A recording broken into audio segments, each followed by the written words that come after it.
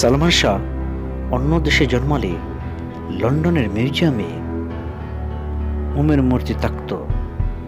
সম্প্রতি তরুণ অভিনেতা আসিফ ইমরোজ প্রয়াত অভিনেতা সালমান শাহকে নিয়ে স্মৃতিচারণ করে হৃদয়স্পর্শী কিছু কথা লিখেছেন সোশ্যাল মিডিয়ায়। সালমান শাহ অন্য দেশে জন্মালে লন্ডনের মাদাম তুসো মিউজিয়ামে তার মোমের মূর্তি থাকত বলে মন্তব্য করেছেন এই তরুণ তুর্কি। আসিফ লিখেছেন, আজ আমার ভাই, আমার আইডল সালমান শাহকে নিয়ে কিছু কথা বলি। আজ তিনি একটি অবহেলিত দেশের মেগা সুপারস্টার।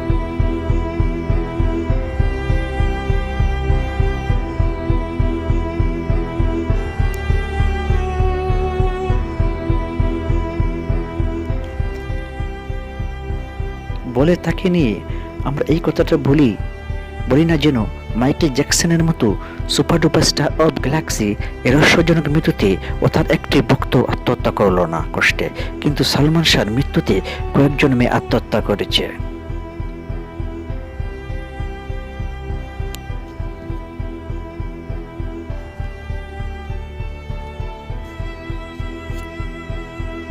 আসিফ ইমরোজ বলেন, আমার বড় বোনের কান্না দেখেছি আমি।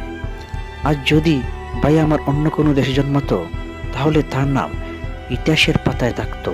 লন্ডনের মাদাম তুসো জাদুঘরে তার মোমের পুতুল থাকতো। আফসোস মহানায়ক, তুমি এই দেশে সম্পদ ছিলে।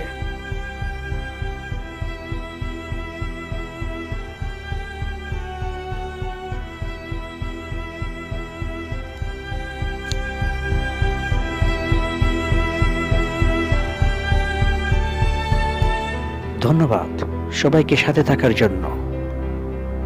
যদি আপনাদের ভালো লাগে থাকে প্লিজ সাবস্ক্রাইব করতে ভুলবেন না আমার এই চ্যানেলটিকে।